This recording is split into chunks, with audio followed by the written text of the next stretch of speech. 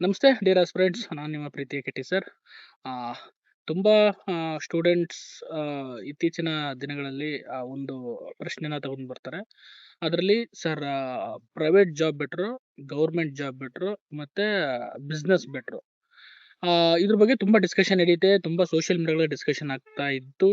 ಮತ್ತೆ ಕೆಲವು ಅವ್ರವ್ರದ್ದೇ ಆದ ಒಪಿನಿಯನ್ಗಳನ್ನ ಕೊಡ್ತಾ ಇದ್ರು. ಇದು ನನ್ನ ಆನೆಸ್ಟ್ ಒಪಿನಿಯನ್.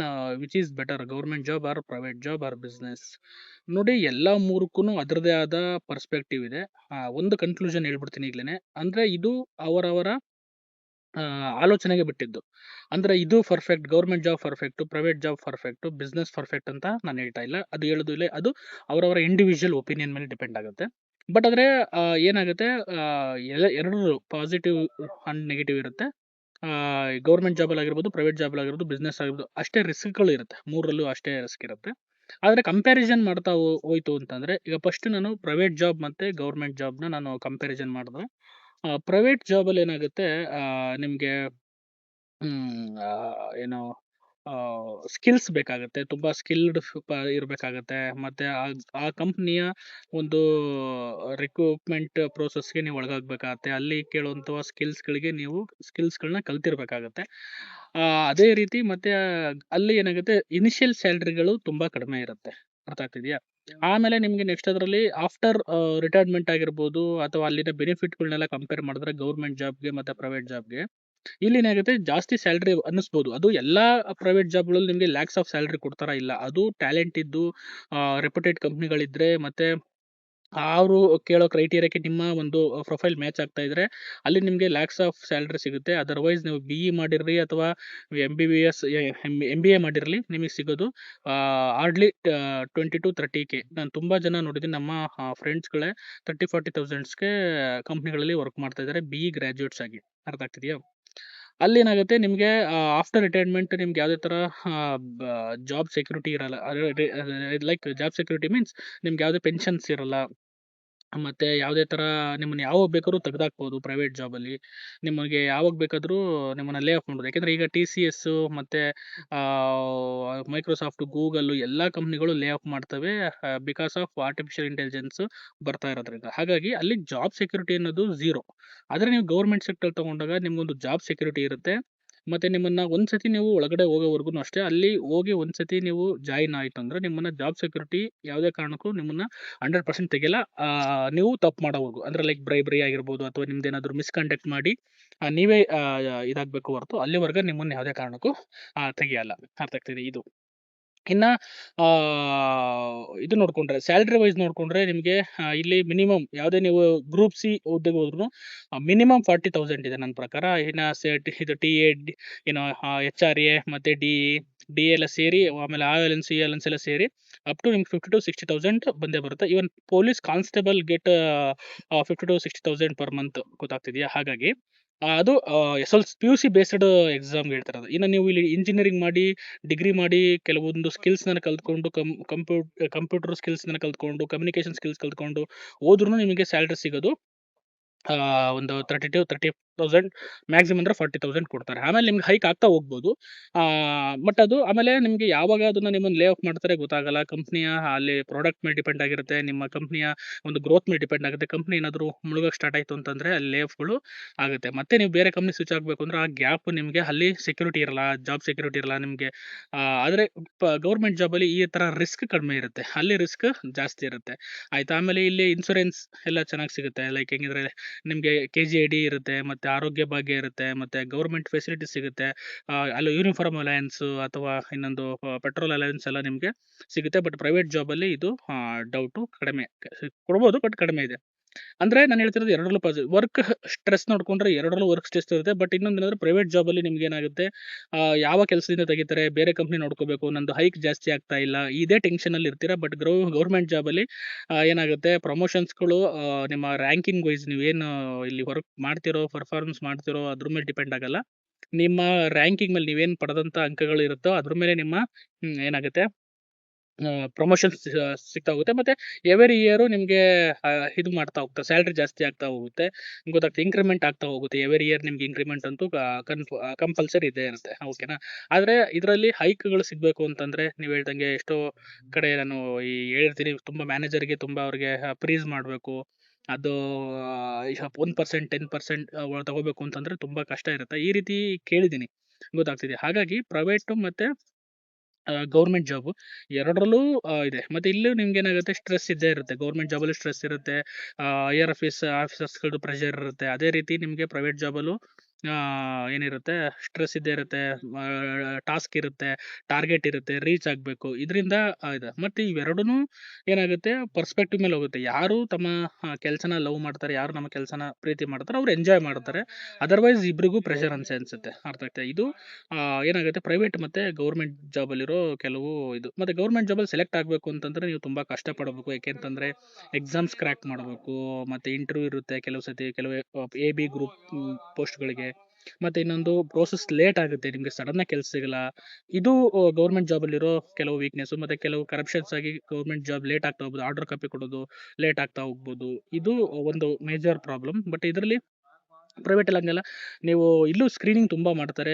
ಈಗೇನಾಗುತ್ತೆ, ಈಗ ನಾನೊಂದು ಎಕ್ಸಾಂಪಲ್ ನೋಡಿದೆ. TCS ಕಂಪ್ನಿಯಲ್ಲಿ ಸ್ಟಾರ್ಟಿಂಗಲ್ಲಿ ನೀವು ಕ್ಯಾಂಪಸ್ ಇಂಟರ್ವ್ಯೂ ಅಂತ ಮಾಡ್ತಾರೆ. 40,000 ಜನ ತೊಗೊಂಡ್ರೆ ಅವರು 2025ರಲ್ಲಿ 25,000 ಜನ ಮಾತ್ರನ ಅವ್ರು ರಿಕ್ರೂಟ್ ಮಾಡ್ಕೊಂಡ್ರು. ಇನ್ನು ಮಿಕ್ಕಿದವ್ರನ್ನ ತಗೊಳ್ಳಿಲ್ಲ, ಅಂದರೆ ಸ್ಟಾಪ್ ಮಾಡಿದ್ರು. ಯಾಕೆಂತಂದರೆ ಅಲ್ಲಿ ಅವ್ರಿಗೆ ಬೇಕಾಗಿರಲಿಲ್ಲ, ನೆಸೆಸಿಟಿ ಇರಲಿಲ್ಲ. ಈ ರೀತಿ ಆಗುತ್ತೆ. ಬಟ್ ಆದರೆ ಗೌರ್ಮೆಂಟ್ ಜಾಬಲ್ಲಿ ಈಗ ಒಂದು 500 ಪೋಸ್ಟ್ ಕಾಲ್ ಮಾಡಿದ್ರು, 500 ಪೋಸ್ಟು ರಿಕ್ರೂಟ್ಮೆಂಟ್ ಮಾಡಿದ್ರೆ ಹಣಕಾಸು ಅನುಮೋದನೆ ತಗೊಂಡೇ ರಿಕ್ರೂಟ್ಮೆಂಟ್ ಮಾಡಿರ್ತಾರೆ. 100% ಆ ಪೋಸ್ಟ್‌ಗಳು ಸಿಕ್ಕೇ ಸಿಗುತ್ತೆ. ಹಾಗಾಗಿ ಲೇಟ್ ಆಗುತ್ತೆ, ಬಟ್ 100% ನಿಮ್ಗೆ ಜಾಬ್ ಅಂತೂ ಸಿಗುತ್ತೆ, ನೀವು ಒಳ್ಳೆ ಮಾರ್ಕ್ಸ್ ತೆಗೆದು ಸೆಲೆಕ್ಟ್ ಆದರೆ. ಮತ್ತು ಇಲ್ಲಿ ಪ್ರೋಸೆಸ್ ಸ್ವಲ್ಪ ಈಸಿ ಆಗುತ್ತೆ. ಈಗ ಪ್ರೈವೇಟ್ ಸೆಕ್ಟ್ರಲ್ಲಿ ಈಸಿ ಪ್ರೋಸೆಸ್ ಇರುತ್ತೆ. ಎಕ್ಸಾಮ್ಸ್ ಏನಿರಲ್ಲ. ನಿಮ್ಮ ಇಂಟರ್ವ್ಯೂ ಸ್ಕಿಲ್ಸು ಮತ್ತು ನಿಮ್ಮ ಏನು ಕಮ್ಯುನಿಕೇಷನ್ ಸ್ಕಿಲ್ಸು, ಅಥವಾ ನೀವು ಕಲ್ತಿರೋ ಏನು ಸ್ಕಿಲ್ ಕಲ್ತಿರೋ ಅದ್ರ ಮೇಲೆ ಡಿಪೆಂಡ್ ಆಗಿರುತ್ತೆ. ಇಲ್ಲಿ ನೀವು ಹಾರ್ಡ್ ಎಕ್ಸಾಮ್ ಬರೀಬೇಕು, ಎಫರ್ಟ್ ಹಾಕಬೇಕು. ಮತ್ತು ಇಲ್ಲಿ ರೇಷಿಯೋ ತುಂಬ ಕಡಿಮೆ. ಇಲ್ಲಿ 1,000 2,000 ಜನಕ್ಕೆ ಒಂದು ಪೋಸ್ಟ್ ಇರುತ್ತೆ. ಅದನ್ನು ಕಾಂಪೀಟ್ ಮಾಡಬೇಕು. ಆ ಕಾಂಪಿಟೇಷನಲ್ಲಿ ನೀವು ಗೆಲ್ಲಬೇಕು. ಮತ್ತು ಎಫರ್ಟು ಸಿಕ್ಕಾಪಟ್ಟೆ ಹಾಕಿರಬೇಕು, ಮತ್ತು ಪ್ರಿಪರೇಷನ್ ತುಂಬ ಚೆನ್ನಾಗಿ ಮಾಡಿರಬೇಕು. ಇದು ಗೌರ್ಮೆಂಟ್ ಜಾಬು ಮತ್ತು ಪ್ರೈವೇಟ್ ಜಾಬ್. ಮತ್ತು ಇಲ್ಲಿ ನಿಮಗೆ ಗೌರ್ಮೆಂಟ್ ಜಾಬಲ್ಲಿ ಇನ್ನೊಂದು ಸೆಕ್ಯೂರಿಟಿ ಮೇಜರ್ ಅಂದರೆ, ಅಕಸ್ಮಾತ್ ನೀವೇನಾದರೂ ಅನ್ಎಕ್ಸ್ಪೆಕ್ಟೆಡ್ ಆಗಿ ಏನಾದರೂ ನೀವು ತೀರ್ಕೊಂಡ್ರಿ ಅಥವಾ ಏನಾದ್ರು ಮರಣ ಹೊಂದಿದ್ರಿ ಅಂತಂದ್ರೆ, ನಿಮ್ಮ ಮನೆಯವರಿಗೆ ಜಾಬ್ ಅಂತೂ 100% ಕೊಡ್ತಾರೆ. ಅಥವಾ ನಿಮ್ಮ ಮದುವೆ ಆಗಿದ್ರೆ ನಿಮ್ಮ ವೈಫಿಗೆ ಕೊಡ್ತಾರೆ, ಅಥವಾ ನಿಮ್ಮ ಮಕ್ಕಳಿಗೆ ಕೊಡ್ತಾರೆ. ಬಟ್ ಪ್ರೈವೇಟ್ ಜಾಬಲ್ಲಿ ಇದೇ ಥರದ್ದು ಯಾವುದೇ ಥರದ್ದು ಒಂದು ಅನುಕೂಲ ಇರಲ್ಲ. ಅರ್ಥ ಆಗ್ತಿದೆಯಾ. ಇದು ಮೇಜರ್ ಒಂದು ಅಡ್ವಾಂಟೇಜು ಇನ್ ಗೌರ್ಮೆಂಟ್ ಜಾಬ್. ಇನ್ನು ಬಿಸ್ನೆಸ್ ನೋಡಿ, ಅದನ್ನು ಹೇಳಿದೆ, ಪ್ರೈವೇಟ್ ಜಾಬ್ ಮತ್ತು ಗೌರ್ಮೆಂಟ್ ಜಾಬ್ ಅದರದೇ ಆದ ಅಡ್ವಾಂಟೇಜ್ ಡಿಸ್ಅಡ್ವಾಂಟೇಜ್. ನಿಮಗೆ ಯಾವ್ದು ಬೇಕು ಅದನ್ನು ಚೂಸ್ ಮಾಡ್ಕೊಳ್ಳಿ. ಆಸ್ಪಿರೆಂಟ್ಸ್ ಆಗಿ ನೀವು ಏನಕ್ಕೆ ಪ್ರೈವೇಟ್ ಜಾಬ್ ಬರಬೇಕು, ನೀವೇನು ಗೌರ್ಮೆಂಟ್ ಜಾಬ್ ಬರಬೇಕು, ನಿಮ್ಮ ಚಾಯ್ಸ್ ಏನಿದೆ, ನಾನು ಏನಕ್ಕೆ ಹೋಗಬೇಕು ಅನ್ನೋದ್ರ ಬಗ್ಗೆ ಡಿಸೈಡ್ ಮಾಡ್ಕೊಂಬನ್ನಿ. ಬಟ್ ಇಲ್ಲಿ ಬಂದು ರಿಗ್ರೆಟ್ ಮಾಡಬೇಡಿ. ಇಲ್ಲ ಪ್ರೈವೇಟ್ ಜಾಬ್ಗೆ ಹೋಗಿ ಮತ್ತೆ ನಾನು ಗೌರ್ಮೆಂಟ್ ಜಾಬ್ ಬರೀಬೇಕು ಅಂತ ರಿಗ್ರೆಟ್ ಮಾಡಬೇಡಿ. ಒಂದನ್ನ ಫರ್ಮಾಗಿ ಡಿಸೈಡ್ ಮಾಡಿ, government job or private job ಅಂತ. ಪ್ರೈವೇಟ್ ಜಾಬಲ್ಲಿ ಮಾಡಿದ್ರು ಒಳ್ಳೆ ಕಂಪ್ನಿಲಿ ಒಳ್ಳೆ ಸ್ಯಾಲ್ರಿ ಬರೋ ಕಡೆ ಇದು ಸೇರಿಕೊಂಡು ಅಲ್ಲಿ ನಿಮ್ಮ ಗ್ರೋತ್ನ ಬೆಳೆಸ್ಕೊಳ್ಳಿ. ಅದೇ ರೀತಿ ನೀವೇನಾದರೂ ಗೌರ್ಮೆಂಟ್ ಜಾಬಿಗೆ ಬರಬೇಕು ಅಂತಂದರೆ, ನೀವು ಗೌರ್ಮೆಂಟ್ ಜಾಬ್ಗೆ ಲೇಟ್ ಆಗುತ್ತೆ. ಇಲ್ಲಿ ಪ್ರೋಸೆಸ್ ಲೇಟ್ ಇದೆ. ಇದು ಒಂದು 2 to 3 ಇಯರ್ಸ್ ಆಗೇ ಆಗುತ್ತೆ. ನಾನು ಅಲ್ಲಿವರೆಗೆ ಸಸ್ಟೈನ್ ಆಗ್ತೀನಿ, ಆಮೇಲೆ ನಾನು ಜಾಬ್ ಸೆಕ್ಯೂರಿಟಿ ಪಡ್ಕೊತೀನಿ ಅನ್ನೋ ಮೈಂಡ್ ಸೆಟ್ ಇತ್ತು ಅಂದರೆ ಮಾತ್ರ ಗೌರ್ಮೆಂಟ್ ಜಾಬ್ಗೆ ಟ್ರೈ ಮಾಡಿ. ಅದರ್ವೈಸ್ ಇಲ್ಲ. ಮತ್ತು ಇಲ್ಲಿ ಪ್ರಿಪರೇಷನ್ ಸಿಕ್ಕಾಪಟ್ಟೆ ಹಾರ್ಡ್ ಪ್ರಿಪರೇಷನ್ ಮಾಡಬೇಕು. ಕಾಂಪಿಟೇಷನ್ ಅಂತೂ ಹೆವಿ ಕಾಂಪಿಟೇಷನ್ ಇದೆ. ಅದನ್ನು ನೀವು ಅರ್ಥ ಮಾಡಿಕೊಂಡು ಟ್ರೈ ಮಾಡಬೇಕು. ಮತ್ತು ಇಲ್ಲಿ ನಿಮ್ಗೆ ವೆರೈಟಿ ಆಗುತ್ತೆ. Group C, group D, A, B ಎಲ್ಲ ಗ್ರೂಪ್ಸ್ ಕ್ಯಾಟಗರಿ ಅವು ಸಿಗ್ತವೆ. UPSC, KPSC ಎಲ್ಲ ಸಿಗುತ್ತೆ. ಬಟ್ ಪ್ರೈವೇಟ್ ಜಾಬಲ್ಲಿ ನಿಮ್ಮ ಸ್ಕಿಲ್ಸ್ ಮೇಲೆ ನಿಮ್ಮ ಅಪ್ಗ್ರೇಡ್ ಅಂದರೆ ನಿಮ್ಮ ಸ್ಕಿಲ್ಸ್ ಯಾವ ರೀತಿ ತೋರಿಸ್ತಾ ಹೋಗುತ್ತೆ ಅದ್ರ ಮೇಲೆ ನಿಮಗೆ ಪ್ರಮೋಷನ್ಸ್ ಆಗ್ತಾ ಹೋಗುತ್ತೆ. ಅಲ್ಲಿ ಟೈಮ್ ಲಿಮಿಟ್ ಇಲ್ಲ. ಬಟ್ ಇಲ್ಲಿ ಟೈಮ್ ಲಿಮಿಟ್ ಇರುತ್ತೆ. ಇಲ್ಲಿ 5 ವರ್ಷ, 6 ವರ್ಷ, 7 ವರ್ಷ, 8 ವರ್ಷ, 10 ವರ್ಷ ತನಕ ನೀವು ಒಂದು ಪ್ರಮೋಷನ್ಗೆ ಕಾಯಬೇಕಾಗುತ್ತೆ. ಇದು ಒಂದು ಡಿಸ್ಅಡ್ವಾಂಟೇಜ್ ಇರುತ್ತೆ. ಇದನ್ನು ನಾವು ಅರ್ಥ ಮಾಡ್ಕೋಬೇಕು. ಇನ್ನು ಇನ್ನು ಗೌರ್ಮೆಂಟ್ ಜಾಬ್, ಪ್ರೈವೇಟ್ ಜಾಬ್ ಆಯಿತು. ಮತ್ತು ಇನ್ನು ಬಿಸ್ನೆಸ್ ಅನ್ನೋದು ನೋಡಿ, ಪ್ಯೂರ್ಲಿ ನಿಮ್ಮ ಹಾರ್ಡ್ ವರ್ಕ್, ನಿಮ್ಮ ಟ್ಯಾಲೆಂಟ್ ಮೇಲೆ ನಿಂತಿರುತ್ತೆ ಹೊರತು ಅದು ಯಾರ ಮೇಲೂ ಡಿಪೆಂಡ್ ಆಗಿರಲ್ಲ. ನೀವು ಒಂದು ಟೀ ಶಾಪ್ ಹಾಕ್ಕೊಂಡು, ಒಂದು ಬಿರಿಯಾನಿ ಅಂಗಡಿ ಹಾಕ್ಕೊಂಡು, ಒಂದು ವಾಟರ್ ಬಿಸ್ನೆಸ್ ಮಾಡಿಕೊಂಡು ಬೇಕಾದ್ರೆ ನೀವು ಲಕ್ಷಾಂತರ ರೂಪಾಯಿ, ಕೋಟ್ಯಾಂತರ ರೂಪಾಯಿ ದುಡಿಬೋದು. ಆದರೆ ಅದು ಎಲ್ಲ ನಿಮ್ಮ ಸ್ಕಿಲ್ಸ್ ಮೇಲೆ ಡಿಪೆಂಡ್ ಆಗಿರುತ್ತೆ. ಮತ್ತು ನೀವು ಅದು ಬಿಸ್ನೆಸ್ಸು ಹಂಗೇನೆ, ನೀವು ಚೆನ್ನಾಗಿ ಮಾಡಿ, ನೀವು ಎಫರ್ಟ್ ಹಾಕಿ ಅದನ್ನು ಎಲ್ಲಿ ಬೇಕಾದ್ರೂ ತಗೊಂಡೋಗ್ಬೋದು. ಅದೇ ರೀತಿ ಆ ಒಂದು ಸಿಚುವೇಶನ್ಗೆ ತಕ್ಕಂಗೆ ಅದು ವರ್ಕ್ ಆಗಬೇಕು. ನಿಮ್ಮ ಬಿಸ್ನೆಸ್ಸು ಯಾವುದೇ ಬಿಸ್ನೆಸ್ ಸ್ಟಾರ್ಟ್ ಮಾಡಿ, XYZ ಯಾವುದೇ ಬಿಸ್ನೆಸ್ ಬಿಸ್ನೆಸ್ ಸ್ಟಾರ್ಟ್ ಮಾಡಿದ್ರು. ಆ ಬಿಸ್ನೆಸ್ ವರ್ಕ್ ಆಗಬೇಕು. ವರ್ಕ್ ಆಗಿ ಅದರಿಂದ ರೆವಿನ್ಯೂ ಬರಬೇಕು. ಮತ್ತೆ ಅದು ಹಂಗೆ ಕಂಟಿನ್ಯೂಟಿ ಇರಬೇಕು. ಕನ್ಸಿಸ್ಟೆನ್ಸಿ ಮೇಂಟೈನ್ ಮಾಡ್ತಾ ಹೋಗಬೇಕು. ಅವಾಗ ನಿಮಗೆ ರೆವಿನ್ಯೂ ಐತೆ. ಮತ್ತೆ ಮಲ್ಟಿಪಲ್ ಬಿಸ್ನೆಸ್‌ನ ಮಾಡ್ತಾ ಹೋಗಬೇಕು. ಅಂದ್ರೆ ಒಂದ್ರ ಬಂದಿದ್ದ ದುಡ್ಡು ಇನ್ವೆಸ್ಟ್‌ಮೆಂಟ್‌ನ ಇನ್ನೊಂದ್ರ ಮೇಲೆ ಹಾಕ್ತಾ ಹೋಗ್ಬೇಕು. ಅವಾಗ ಏನಾಗುತ್ತೆ, ನಿಮ್ಮ income multiple source of income ಇಂದ ಬಂದಾಗ ನಿಮಗೆ ಜಾಬ್ ಅಂದ್ರೆ ಇದು ಇನ್ಸೆಕ್ಯೂರಿಟಿ ಕಾಡಲ್ಲ ಗೊತ್ತಾಗ್ತಿದೆ. ಹಾಗಾಗಿ ಇದು ಬಿಸ್ನೆಸ್‌ದು ಏನಾಗುತ್ತೆ, ಪ್ಯೂರ್ ನಿಮ್ಮ ಹಾರ್ಡ್ ವರ್ಕ್ ಮೇಲೆ ಡಿಪೆಂಡ್ ಆಗಿರುತ್ತೆ. ಯಾವ್ದು ಬೇಕಾದ್ರೂ ಮಾಡ್ಬೋದು. ಅಂದ್ರೆ ಈಗ ಎಕ್ಸಾಂಪಲ್ ಏನ್ ಹೇಳ್ತಾರೆ, ಸರ್ ಪ್ರೈವೇಟ್ ಜಾಬ್ ಮಾಡ್ಕೊಂಡು ಗೌರ್ಮೆಂಟ್ ಜಾಬ್ ಮಾಡ್ಕೊಂಡು ಬಿಸ್ನೆಸ್ ಮಾಡೋದು ತುಂಬಾ ಕಷ್ಟನೇ ಇದೆ. ಯಾಕೆಂತಂದ್ರೆ ಟೈಮ್ ಸಿಗಲ್ಲ, ನೀವು ಫೋಕಸ್ ಮಾಡಕ್ಕಲ್ಲ ಬಿಸ್ನೆಸ್ ಮೇಲೆ. ತೋ ಮನೇಲಿ ಸ್ವಲ್ಪ ಕೃಷಿ ಇದ್ರೆ, ಅದು ಇದು ತೋಟ ಗಿಟ ಇದ್ರೆ ಮೇಂಟೈನ್ ಮಾಡ್ಬೋದು ಹೊರತು, ಸಣ್ಣ ಪುಟ್ಟ ಬಿಸ್ನೆಸ್ ಇದ್ರೆ ಮಾಡ್ಬೋದು ಹೊರತು, ಪ್ಯೂರ್ ನೀವು ಬಿಸ್ನೆಸ್ ಅಲ್ಲೇ ನಾನು ಗ್ರೋತ್ ಆಗ್ತೀನಿ, ಮಿಲಿಯನೇರ್ ಆಗ್ತೀನಿ ಅಂತಂದ್ರೆ ಅದು ತುಂಬಾ ಎಫರ್ಟ್ ಆಗುತ್ತೆ. ಮತ್ತೆ ಅದ್ರಲ್ಲೂ ಅಷ್ಟೇ ಆಪರ್ಚುನಿಟೀಸ್ ತುಂಬಾ ಇದಿರುತ್ತೆ. ಕಾಂಪಿಟೇಷನ್ ಇರುತ್ತೆ. ಅಲ್ಲೂ ಕಾಂಪಿಟೇಷನ್ ಇರುತ್ತೆ. ನೀವು ಒಂದು ಯಾವ್ದಾದ್ರು ಒಂದು ಟೀ ಅಂಗಡಿ ಹಾಕ್ತೀನಿ ಅಂದ್ರೆ ಅದಕ್ಕೂ ತುಂಬಾ ಕಾಂಪಿಟೇಷನ್ಸ್ ಇರುತ್ತೆ. ಆ ಕಾಂಪಿಟೇಷನ್ ಮೀರಿ ನೀನು ಎಷ್ಟು ಚೆನ್ನಾಗಿ ಸರ್ವಿಸ್ ಕೊಡ್ತೀಯ ಅನ್ನೋದ್ರ ಮೇಲೆ ನಿನ್ನ ಒಂದು ನಿಮ್ಮ ಬಿಸ್ನೆಸ್ ಹೆಂಗಾಗುತ್ತೆ ಅನ್ನೋದ್ರ ಮೇಲೆ ಡಿಪೆಂಡ್ ಆಗುತ್ತೆ. ಇದನ್ನ ಅರ್ಥ ಮಾಡ್ಕೋಬೇಕು. ಹಾಗಾಗಿ private job, government job, business ಮೂರನ್ನು ಅದರದೇ ಆದ ಕೆಲವು ವಿಶೇಷತೆಗಳಿದೆ. ಅದರದ ಅಡ್ವಾಂಟೇಜಸ್ ಇದೆ, ಅದರದ ಡಿಸಡ್ವಾಂಟೇಜ್ ಇದೆ. ನೀವು ಯಾವುದನ್ನ ಚೂಸ್ ಮಾಡ್ತೀರಾ ಅದನ್ನ ವೈಸಾಗಿ ಚೂಸ್ ಮಾಡಿ. ಅದನ್ನ ಇನಿಷಿಯಲ್ ಸ್ಟೇಜಲ್ಲಿ ಅಂದ್ರೆ ನಾನು ಬರೋಕ್ಕಿಂತ ಮುಂಚೆಲೆ ಚೂಸ್ ಮಾಡಿ. ಪ್ರೈವೇಟ್ ಜಾಬ್ ಮಾಡಿ ಗೌರ್ಮೆಂಟ್ ಜಾಬ್ ಬರ್ತೀನಿ, ಗೌರ್ಮೆಂಟ್ ಜಾಬ್ ಸಾಕಾಯ್ತು ಅಂತ ನಾನು ಬಿಸ್ನೆಸ್ ಮಾಡ್ತೀನಿ, ಬಿಸ್ನೆಸ್ ಮಾಡಿ ಸಾಕಾಯ್ತು ನಾನು ಗೌರ್ಮೆಂಟ್ ಜಾಬ್ ಓದ್ತೀನಿ. ಈ ರೀತಿ ನೀವು ಸ್ವಿಚ್ ಓವರ್ ಆಗ್ತಾ ಇದ್ರೆ ಯಾವುದರಲ್ಲೂ ಸಕ್ಸಸ್ ಆಗಲ್ಲ.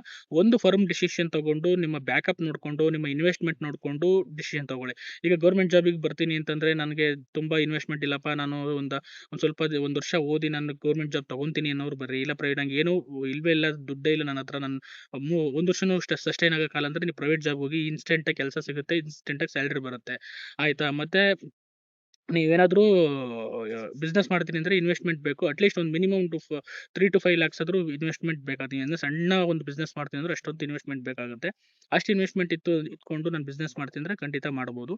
ಆದ್ರೆ ಅದನ್ನ ನಾನು ಹೇಳಿದ್ರೆ ನಿಮ್ಮ ಪ್ಯೂರ್ ಎಫರ್ಟ್ ಮೇಲೆ ನಿಂತಿರುತ್ತೆ. ಹಾಗಾಗಿ ನೀವು ಡಿಸೈಡ್ ಮಾಡಿ ನಿಮ್ಗೆ ಯಾವ್ದು ಬೇಕು, ನೀವು ಚೂಸ್ ಮಾಡಿ. ಅದನ್ನ ಈಗ ಬೇರೆಯವ್ರ ಹತ್ರ ಕೇಳಿದ್ರೆ ಗೌರ್ಮೆಂಟ್ ಜಾಬಲ್ಲಿರೋರು ಗೌರ್ಮೆಂಟ್ ಜಾಬ್ ಬೆಸ್ಟ್ ಅಂತಾರೆ, ಪ್ರೈವೇಟ್ ಜಾಬಲ್ಲಿರೋರು ಪ್ರೈವೇಟ್ ಜಾಬ್ ಬೆಸ್ಟ್ ಅಂತಾರೆ, ಬಿಸ್ನೆಸ್ ಮಾಡೋರು ಬಿಸ್ನೆಸ್ ಬೆಸ್ಟ್ ಅಂತಾರೆ, ಅಥವಾ ಅದಕ್ಕೆ ಉಲ್ಟಾನೂ ಹೇಳ್ಬೋದು. ಹಾಗಾಗಿ ನೀವು ಅನಾಲಿಸಿಸ್ ಮಾಡಿ ಕೂತ್ಕೊಂಡು ಪಾಸಿಟಿವ್, ನೆಗೆಟಿವ್ ಬರ್ಕೊಳ್ಳಿ. ಇದ್ರಲ್ಲಿ ಯಾವ್ದ್ರಲ್ಲಿ ನನಗೆ ಯಾವ್ದು ಸೂಟ್ ಆಗುತ್ತೆ, ನನಗೆ ಯಾವ್ದಕ್ಕೆ ಹೋದ್ರೆ ಅನುಕೂಲ ಆಗುತ್ತೆ, ನನ್ನ ಕೆರಿಯರ್ ಯಾವ್ದ್ರಲ್ಲೂ ಬಿಲ್ಡ್ ಮಾಡ್ಕೋಬೇಕು, ನನ್ನ ಕೆರಿಯರ್ ಯಾವ್ದ್ರಲ್ಲಿ ಚೂಸ್ ಮಾಡ್ಕೋಬೇಕು ಅನ್ನೋದನ್ನ ತಿಳ್ಕೊಂಡು ನೀವು ಏನು ಮಾಡ್ಬೇಕಾಗತ್ತೆ, ಕಾಲಿಡಿ. ಇನಿಷಿಯಲಲ್ಲೇ ಒಂದು ಫರ್ಮ್ ಡಿಸಿಷನ್ ಆಗಿ ಬನ್ನಿ. ನಾನು ತುಂಬಾ ಹುಡುಗರು ನೋಡಿದೀನಿ, ತುಂಬಾ ಸ್ಟೂಡೆಂಟ್ಸ್ ನೋಡಿದೀನಿ, ಕೆಲಸ ಮಾಡ್ತಿರ್ತಾರೆ, ಆಮೇಲೆ ಗೌರ್ಮೆಂಟ್ ಜಾಬ್ ಓದ್ತೀನಿ ಅಂತ ಬರ್ತಾರೆ. ಅದನ್ನು ಮಾಡೋಕ್ಕಾಗಲ್ಲ, ಇದನ್ನು ಮಾಡೋಕ್ಕಾಗಲ್ಲ. ಇಲ್ಲ, ಕೆಲಸ ಮಾಡ್ಕೊಂಡು ಓದ್ಬೋದು, ಆದ್ರೆ ಅದಕ್ಕೆ ನೀವು ಕೆಲಸ ಮಾಡ್ಕೊಂಡು ಮನೆ ಮೇಂಟೈನ್ ಮಾಡ್ಕೊಂಡು ಫ್ಯಾಮಿಲಿ ಎಲ್ಲ ನೋಡ್ಕೊಂಡು ಇರೋ ಸಾಲ ಎಲ್ಲ ತೀರಿಸ್ಕೊಂಡು ಗೌರ್ಮೆಂಟ್ ಜಾಬ್ ಓದ್ತೀನಿ ಅಂದ್ರೆ ಆಗಲ್ಲ. ಮಿನಿಮಮ್ ನಿಮ್ಮ ಏನು ಬದುಕೋಕೆ ಎಷ್ಟು ಬೇಕೋ ಅಷ್ಟು ದುಡ್ಕೊಂಡು ಓದಿದ್ರೆ ಅದು ಏನಾದ್ರು ಗೌರ್ಮೆಂಟ್ ಜಾಬ್ನ ಪಡ್ಕೋಬಹುದು. ಅದರ್ವೈಸ್ ಅದು ಕಷ್ಟನೇ. ಇನ್ನು ಬಿಸ್ನೆಸ್ ಮಾಡ್ತೀನಿ, ನಾನು ಗೌರ್ಮೆಂಟ್ ಜಾಬ್ ಓದ್ತೀನಿ ಅಂದ್ರೆ ತುಂಬಾ ಕಷ್ಟ. ಯಾಕಂದ್ರೆ ಅದು ಬಿಸ್ನೆಸ್ ನೀವು ಫೋಕಸ್ ಮಾಡ್ಬೇಕು. ಅದನ್ನು ನೀವು ಬಿಸ್ನೆಸ್ ಫೋಕಸ್ ಮಾಡಿಲ್ಲ ಅಂದ್ರೆ ಅಲ್ಲೂ ಲಾಸ್ ಆಗ್ತೀರಾ. ಇಲ್ಲೂ ನೀವು ಫೋಕಸ್ ಆಗಿ ಓದ್ಲಿಲ್ಲ ಅಂದ್ರೆ ಇಲ್ಲೂ ನೀವು ಕರೆಕ್ಟಾಗಿ ಫರ್ಮ್ ಆಗಿ ಹಾಕಲ್ಲ. ಅದಕ್ಕೋಸ್ಕರ ಈ ಎರಡು ದೋಣಿ ಮೇಲೆ ಕಾಲಿಡೋ ಕೆಲಸಗಳನ್ನ ಮಾಡಬೇಡಿ. But plan A plan B ಎರಡು ಇಟ್ಕೊಂಡಿರಿ. ಸ್ಕಿಲ್ಸ್ನ ಕಲ್ತ್ಕೊಂಡಿರಿ. ಗೌರ್ಮೆಂಟ್ ಜಾಬ್ ಓದ್ತಿದ್ರೆ ಸ್ಕಿಲ್ಸ್ನ ಕಲ್ತ್ಕೊಂಡಿರಿ, ಅಥವಾ ಪ್ರೈವೇಟ್ ಜಾಬ್ ಕೆಲಸ ಮಾಡ್ಕೊಂಡು ಓದ್ತಿರ್ತೀನಿ ಟೈಮ್ ಮ್ಯಾನೇಜ್ಮೆಂಟ್ ಮಾಡಿ ಗೌರ್ಮೆಂಟ್ ಜಾಬಿಗೆ ಟ್ರೈ ಮಾಡಿ. ಈ ಒಂದು ಪ್ಲಾನಿಂಗ್ ಮಾಡಿಕೊಂಡು ಒಟ್ಟು ಏನೇ ಮಾಡಿ ಒಂದು ಪ್ಲಾನ್ ಆಗಿ ಮಾಡಿ. ಪ್ಲಾನು ಹೆಂಗಿರಬೇಕು ಅಂತಂದ್ರೆ, ನೀವು ನಾಳೆ ಯಾವ್ದ್ರಲ್ಲಿ ಒಂದ್ರಲ್ಲಿ ಸಕ್ಸಸ್ ಆಗಲಿಲ್ಲ ಅಂದ್ರೆ ಇನ್ನೊಂದ್ರಲ್ಲಿ ಸಕ್ಸಸ್ ಆಗಬೇಕು. ಆ ರೀತಿ ನಿಮ್ಮ ಮೈಂಡ್ ಸೆಟ್ಟು ಮತ್ತೆ ನಿಮ್ಮ ಪ್ಲಾನಿಂಗ್ ಇರಬೇಕು. ಕರೆಕ್ಟಾಗಿ ಪ್ಲಾನ್ ಮಾಡ್ಕೊಂಡು ಬರ್ದಲೆ ನೀವು ಗ್ಯಾರಂಟಿ ಫೇಲ್ಯೂರ್ ಆಗ್ತೀರಾ. ಮತ್ತೆ ಸಫರ್ ಪಡ್ತೀರಾ ಮುಂದೆನೂ. ಅಯ್ಯೋ ಹಿಂಗೆ ಆಗ್ಲಿಲ್ವಲ್ಲ ಅಂತ ಮತ್ತೆ ಬೇರೆಯವ್ರನ್ನ ದೂಷಿಸೋಕ್ಕೆ ಪ್ರಾರಂಭ ಮಾಡ್ತೀರಾ.